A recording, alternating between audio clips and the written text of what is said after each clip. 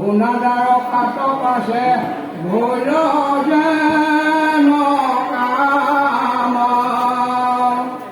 শত্ৰু ভামাক বিহা কৰে যেন পাই চিত ব্ৰহ্ম পূৰণ নদায়নো কুহাৰ চিত্ৰ পাইল মাধৱ নাহিকেতাৰ কাট এখনে কৰায়ো পাত্ৰা জিতক নিপাত কত ধন নামে আছে তুষ্ট জন মাতি আনি দুয়োটাক বুলি লবচন দেখ শত ধনু কেনে দুষ্ট সত্ৰাজিত আপরে কপটিনা হিতে পৃথিবীত আগে কন্যা দিব গুরুরধিকম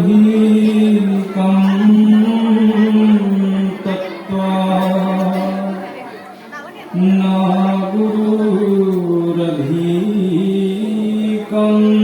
তপ তত্ত্বজ্ঞানাৎ পরম নাস্তি তস্मै শ্রী গুরুবে নমঃ বন্দেহং শ্রীমন্ত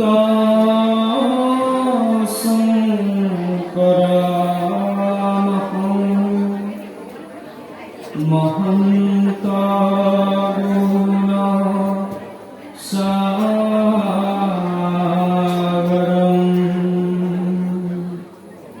কলিযুগা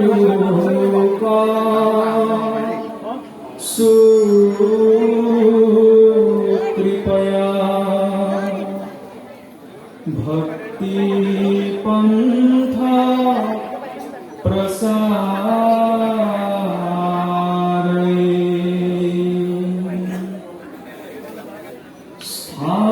स्थापकाय धर्मस्य सर्वधर्म स्वरूपिणी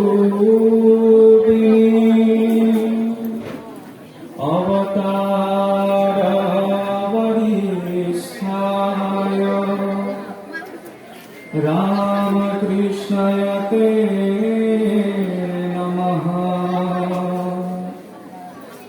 বংশকল্পতরুর্যস্য কৃপা সমন্বিত ভক্ত হৃদয় নিকুঞ্জ মন্দিরাধীশ্বর সাক্ষাৎ মন্মথ স্বরূপ এই সত্য জ্ঞানানন্দ গুণমিশিল বিশ্বর যিজনে স্বজন স্থিতি আৰু প্ৰলয়ৰ গৰাকী ভাগৱতোক্ত ব্ৰহ্মবিদ্যাৰ যিজন লক্ষ্য স্বৰূপ তেনেহেন বস্তুকৃত কালকৃত দেশকৃত পৰিচয় ভিন্ন স্বগত ভোজাতীত কৃষ্ণ প্ৰভু শ্ৰী গোবিন্দৰ চৰণত সেৱা অৰ্পণ কৰাৰ লগতে আজি যি এই বচাশয়ক সমন্বয় অনন্ত ক্ষেত্ৰত 5 দিনীয়াকৈ বৈকুণ্ঠৰ কল্পতৰু শ্ৰীমদ ভাগৱত শাস্ত্ৰ শ্ৰৱণ কীৰ্তনৰ মহাযজ্ঞ অনুষ্ঠিত হৈছে। সেই অনুষ্ঠানক লাগি এই দ্বিতীয় বৈকুণ্ঠ স্বৰূপ পবিত্ৰ পৰিৱেশত ইতিমধ্যে বিৰাজিত হৈ থকা সুকব্যাস স্বৰূপ তাতোধিক সমস্ত বৈকুণ্ঠৰ পাৰিষদ স্বৰূপ আপোনালোক ভক্ত বৈষ্ণৱবৃন্দ ব্ৰজৰ গোপীসদৃশ আই মাতৃসকল ভগৱন্ত গোবিন্দৰে নিত্য সংগী গোপবালক স্বৰূপ যুৱবন্ধুসকল সমন্বিত এই অনুষ্ঠানটিৰ জৰিয়তে আজি 2005 চন প্ৰায় 20টি বছৰে প্ৰজ্বলিত হৈ অহা ভক্তি প্ৰদীপগছিৰ ইন্ধন স্বৰূপ অনুষ্ঠানটিৰ সমূহ কাৰ্যকৰ্তা আৰু কৰ্মকৰ্তাসকল সহিত সবাৰে অগ্ৰত আমি সেৱা জনোৱা হৈছে। যদিও আনুষ্ঠানিকভাৱে আজি আমি আপোনালোকৰ অগ্ৰত শ্ৰীমদ ভাগৱতৰ ব্যাখ্যাৰ বাবে আসন গ্ৰহণ কৰা হৈছে, কিন্তু তাৰ প্ৰাক মুহূৰ্তত আমি এই কথা প্ৰকাশ কৰাটো যুগুত বুলি ভবা হৈছে যে শ্ৰীমদ ভাগৱতৰ আমি যি কোৱা হ'ব সেয়া ব্যাখ্যা নহয়। শ্ৰীমদ ভাগৱতৰ ব্যাখ্যা ইতিমধ্যে স্বয়ং পূৰ্ণ হৈ আছে। আমি কোৱা কথাখিনি মাত্ৰ এক আলোচনা আৰু উপস্থাপন। কিয়নো যি মহাভাগৱত শাস্ত্ৰৰ জ্ঞান, যি মহাভাগৱত শাস্ত্ৰৰ তত্ত্ব স্বয়ং ভগৱন্তৰ অংশ অৱতাৰ কৃষ্ণ দ্বৈপায়ন বেদব্যাসেও 4 বেদ 14 শাস্ত্ৰ 18 পুৰাণ কৰাৰ পাছতহে প্ৰাপ্ত কৰিছিল, তেনেহেন নিৰ্ঘোষ শাস্ত্ৰৰ ব্যাখ্যা কৰাটো মলমতী মনুষ্যৰ পক্ষে সম্ভৱ নহয়। আৰু আমি সকলোৱে জানো যে মহাভাগৱত আদিতে মাত্ৰ 4টি শ্লোকতহে আছিল। সেই 4টি শ্লোকতে বিস্তাৰিত হৈ আহি মহাভাগৱত শুকদেৱৰ হাতত 12 স্কন্ধ যোগ কৰে। আৰু সেই শুক পৰীক্ষিত সংবাদকো যেতিয়া নৈমিষাৰণ্য মহামুনি শুকদেৱে সৌনকাদি ঋষিসকলৰ সন্মুখত কৈ শুনাইছিল, সেই শুক সৌন সংবাদেই হৈছে আপোনাৰ মোৰ সন্মুখত প্ৰতিষ্ঠাপিত হৈ থকা ভাগৱত। গতিকে যি 4টি শ্লোকত আছিল তাক বিস্তাৰিত হৈ ইতিমধ্যে শুকদেৱৰ হাতত 335 অধ্যায় 18,000 শ্লোক সম্পূৰ্ণ হ'লেই। সেইবাবে শুকদেৱৰ পৰৱৰ্তী যিসকল ভাগৱতৰ আচাৰ্য হৈ গৈছে তেওঁলোকে ভাগৱতৰ নতুন কথা, নতুন অধ্যায়, নতুন তত্ত্ব তাত যোগ দিয়া পোৱা নাই। পৰৱৰ্তী আচাৰ্যসকলে সেইবাবে তাৰ ওপৰত ভাষ্য গ্ৰন্থ অৰ্থাৎ তাৎপৰ্য লিখিলে যে ভাগৱতৰ কোনটো অধ্যায় কোনখিনি কথাই কেনেধৰণৰ কথা বুজাব বিচাৰিছে। সেইবাবে মহাপুৰুষেও কলম ধৰিছে যে যেবে পিতা ভাষ্য চাই দেখা এইটো কথা নাই, নিন্দা তেবে বুলি নাভাবিব। যদি শ্ৰীমদ ভাগৱতৰ পিতা ভাষ্যত ভাগৱতৰ কোনো এটি অৰ্থ ক'বলৈ যাওঁতে সেই কথা প্ৰত্যক্ষ ৰূপত ভাষ্যত উল্লেখ কৰা নাই, তেতিয়াহ'লে তাক আমি অৰ্থ বুলি ক'ব নোৱাৰোঁ। কাৰণ কেতিয়াবা অৰ্থ উলিয়াবলৈ যাওঁতে যাওঁতে আমাৰ পৰা অনৰ্থ হৈ যায়। সেইবাবে এটা নিৰ্দিষ্ট পদ্ধতিৰে নিজ বুদ্ধিৰে শাস্ত্ৰ বিশ্লেষণ কেতিয়াও সম্ভৱ নহয়। শাস্ত্ৰ বুদ্ধিৰেহে শাস্ত্ৰ বিশ্লেষণ সম্ভৱ। আৰু সেই শাস্ত্ৰ বুদ্ধি কিদৰে এজন জীৱই বা এটি মনুষ্যই নিজৰ জীৱনত প্ৰাপ্ত কৰিব পাৰে তাৰ বাবে এটি সুন্দৰ ধাৰা দেখুওৱা হৈছে। যি ধাৰাটিতে পূৰ্বৰে পৰা এই মহাভাগৱত শাস্ত্ৰ এটি পৰম্পৰাক্ৰমে আমাৰ সমাজত প্ৰচলিত হৈ আহিছে যে সম্প্ৰদায় বিহীনস্তে মন্ত্ৰস্তে নিষ্ফলন মত। বিনা সম্প্ৰদায়ত শিক্ষিত দীক্ষিত অবিহনে সকলো শাস্ত্ৰজ্ঞান ব্যৰ্থ হয়। যিদৰে মই বিভিন্ন শাস্ত্ৰ বা বিভিন্ন দিশত পাৰ্গত হ'লেই নহ'ব, সেই শাস্ত্ৰ জ্ঞান বা সেই শিক্ষা যেতিয়ালৈকে এটা অথৰাইজ ইনষ্টিটিউটৰ পৰা স্বীকৃতিটো পোৱা নাযায়, অৰ্থাৎ মই বহুত শিক্ষিত হ'ব পাৰোঁ কিন্তু সেই শিক্ষাক যেতিয়ালৈকে এখন স্কুল কলেজে চাৰ্টিফাইড নকৰে তেতিয়াতো আমি সেই শিক্ষাৰ মূল্য নিদিওঁ ন। ঠিক তেনেদৰে শাস্ত্ৰীয় মাৰ্গটো, ধৰ্মৰ মাৰ্গটো পূৰ্বৰে পৰা স্বয়ং ভগৱন্তৰ পৰা চলিত পৰম্পৰা আছে, যি পৰম্পৰা শিক্ষিত বা দীক্ষিত হৈ ব্যক্তিজনে ধৰ্ম জ্ঞান বা শাস্ত্ৰ জ্ঞান প্ৰাপ্ত কৰিব পাৰে। ভাগৱতৰ ক্ষেত্ৰত 2টি পৰম্পৰাৰ কথা আমি উল্লেখ পাওঁ, সেই বিষয়ে আপোনালোকেও জানিছে। এতিয়া এই কথাখিনি ক'বলৈ যাওঁতে 2-এটা কথা অকণমান ৰিপিট হ'ব, কাৰণ যোৱাকালিও আপোনালোকৰ সন্মুখত এজন ব্যাখ্যাকাৰ উপস্থিত আছিল আৰু আজিও দিনৰ ভাগত এজন ব্যাখ্যাকাৰ উপস্থিত আছিল। গতিকে 2জন ব্যাখ্যাকাৰৰ ইতিমধ্যে উল্লেখ কৰি যোৱা কিছুমান বিষয় হয়তো আমি আকৌ ৰিপিট কৰিব পাৰোঁ, যিহেতু আমি নাজানো তাৰ সমস্ত ব্যাখ্যা আমি শুনিব নোৱাৰোঁ। গতিকে তাৰ মাজত সামঞ্জস্যতা ৰক্ষা কৰি নিজৰ বুজিব লগাখন বুজাৰ দায়িত্ব আপোনাৰ হ'ব। কাৰণ এইটো স্বাভাৱিক কথা, ইয়তো ভাৱ তত ভৱতি। যেনেধৰণৰ ভাৱ থাকে তেনেধৰণৰ চিন্তাই মানুহৰ মনলৈ আহে আৰু যথা দৃষ্টি তথা সৃষ্টি। ভাগৱতৰ বিষয়বস্তু এটা নিৰ্দিষ্ট দৃষ্টিকোণেৰে চোৱা বিষয় নহয়, ইয়াক চাৰিওফালৰ পৰা চাব পৰা যায়। চাৰিওফালৰ পৰা চাবলৈ যাওঁতে দৃষ্টিকোণবিলাক ভিন্ন হ'ব পাৰে, কিন্তু তাৰ মাজত সামঞ্জস্য ৰক্ষা কৰিব পৰাটো সেই শ্ৰোতাজনৰ ওপৰত নিৰ্ভৰ কৰে।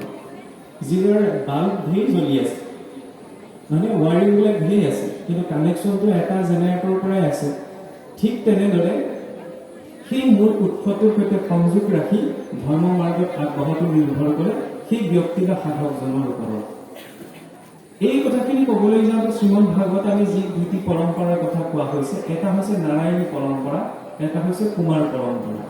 নাৰায়ণী পৰম্পৰা স্বয়ং আদি নিৰঞ্জনৰ পৰা মহাপুৰুষলৈকে বৰ্তি আছে, মহাপুৰুষৰ পৰৱৰ্তী ভক্ত বৈষ্ণৱসকললৈকে, যাৰ জৰিয়তে আমি ভাগৱত পাইছোঁ। আৰু দ্বিতীয়টি পৰম্পৰা হৈছে কুমাৰ পৰম্পৰা।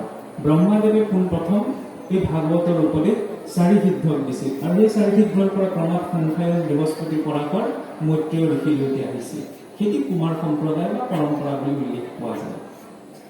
গতিকে আমি যেতিয়া শাস্ত্ৰীয় মাৰ্গৰ কথা কওঁ, ভাগৱতৰ কথা কওঁ, সেই নিৰ্দিষ্ট পৰম্পৰাটোৰ বিষয়ে জনাটো প্ৰয়োজন। কাৰণ অথৰাইজ হ'ব লাগিব। আজি মই কিবা এটা ক'লোঁ বুলি আপুনি মানি নল'ব। কাৰণ যদি মই কোৱা কথাবিলাক শাস্ত্ৰত নাই, শাস্ত্ৰত দেখুওৱা নাই, তেতিয়াহ'লে সেইখিনি কোনো প্ৰকাৰে গ্ৰহণযোগ্য নহয়। য'ত বস্তু প্ৰমাণ নাথাকে তাত শ্ৰুতি প্ৰমাণ হয়। তস্মাৎ শাস্ত্ৰ প্ৰমাণন্তে কাৰে কাৰে ব্যৱস্থিত। এতিয়া ভগৱানক প্ৰাপ্তিৰ দুটা মাৰ্গ আছে, এটা হৈছে জ্ঞান মাৰ্গ, এটা হৈছে ভক্তি মাৰ্গ। বৰ বেছি কঠিনতাত মই নুসুমাওঁ, কাৰণ মই ইয়াত আজি এনেকুৱা এটা কথাও নকওঁ যিখিনি কথা আপোনালোকে আগে পিছে শুনা নাই। পাকে পকাৰে শুনা কথাবিলাককে কওঁ, তেতিয়াহ'লে কোৱাৰ প্ৰয়োজনীয়তা কোনখিনিত আছে? যদি কথা একেখিনি টিভিটোতে যেতিয়া কিবা এটা এডভাৰটাইজ দেখুৱায়, বিজ্ঞাপন দেখুৱায়, মই খুহুতীয়াকৈ কৈছোঁ আৰু মেৰিগল বিস্কুটৰ এডভাৰটাইজটো এসপ্তাহ দিন টিভিত দেখুওৱা বন্ধ কৰি দিয়কচোন, মানুহে পাহৰি থাকিব। ঠিক তেনেদৰে এইটোকে কোৱা হয় মেইনটেনেঞ্চ। ভক্তি আমি কৰিছোঁ, ধৰ্মক আমি জানিছোঁ, কোনো ডাঙৰ কথা নহয়, ভক্তি সকলোৱে কৰিছে, কিন্তু তাক নিজৰ জীৱনটো মেইনটেইন কৰি যাবলগীয়াটো হৈছে আচল কথা। কাৰণ তাক কিদৰে আমি পৰৱৰ্তী পৰ্যায়ে বৰ্তাই লৈ গৈ থাকিম। আৰু সেইবাবে বোলে ভগৱানক আমি দুটা মাৰ্গেৰে বুজিব। প্ৰথম জ্ঞান মাৰ্গত কি আছে? জ্ঞান মাৰ্গত কোৱা হয় বোলে প্ৰথমতে মই জানিম আৰু জনাৰ পাছতহে মই মানিম। এইটো জ্ঞান মাৰ্গৰ দৰ্শন। কাৰণ জানিলেহে মই মানিম, নজনাকৈ মই নামানিম। আৰু ভক্তি মাৰ্গত কি কোৱা হয়? যে প্ৰথমতে মই মানিম, মানিলে স্বাভাৱিকতে মই জানিম। পাৰ্থক্য মাত্ৰ ইমানেই। সেইবাবে এইটো মাৰ্গ জনাৰ মাৰ্গ নহয়। আৰু বৰ বেছি জানি থকাসকলে ঈশ্বৰক নাপায়, হয়নে? কাৰণ নিজৰ লজিকেল মাইণ্ডটো এক্টিভ হৈ যাব নহয়। চব কথাতে আমি যুক্তি তৰ্ক বিচাৰিবলৈ আগবাঢ়িম। যুক্তি তৰ্কৰে সত্যটো জনা নাযায়। ভাগৱতৰ আৰম্ভণি শ্লোকতেই কোৱা হৈছে নিৰ্মম স্বৰ্গান স্বতান, অৰ্থাৎ এই মাৰ্গত আগবাঢ়িবলৈ হ'লে শৰীৰটোত মনৰ নিৰ্মলতাটোৰ প্ৰয়োজন। সকলো ক্ষেত্ৰতে যুক্তিটো প্ৰযোজ্য নহয়। আৰু সেইবাবে আমাৰ কোৱা হয় বোলে বিশ্বাসে মিলৰ কৰি তৰ্কে বহিবলৈ। কথাটো সহজ, কিন্তু কথাটোত গভীৰতা আছে। কাৰণ আপোনাৰ মোৰ পৰিচিত সম্পৰ্কৰ মূল আধাৰ হৈছে বিশ্বাসেই। আপুনি মই কোনেও দেখা নাই যে আপুনি মই যাক পিতৃ মাতৃ বুলিছোঁ ঋণাত্মকভাৱে নল'ব, সেয়াই যে আপোনাৰ মোৰ পিতৃ মাতৃ, কোনেও দেখা নাই। দেখিছে জানো? আমাক পৰিচয় দিয়া হৈছে। জন্ম হোৱাৰ পাছত যেতিয়া কেঁচুৱাতে কথা জানিবলৈ বুজিবলৈ আৰম্ভ কৰে, তেতিয়া কোৱা হয় যে গোপাল মা বুলি মাতা, দেউতা বুলি মাতা, এয়া দাদা বুলি মাতা, ভাইটি বুলি মাতা। কোনেও আমি প্ৰত্যক্ষ চকুৰে দেখা গৈ নাই।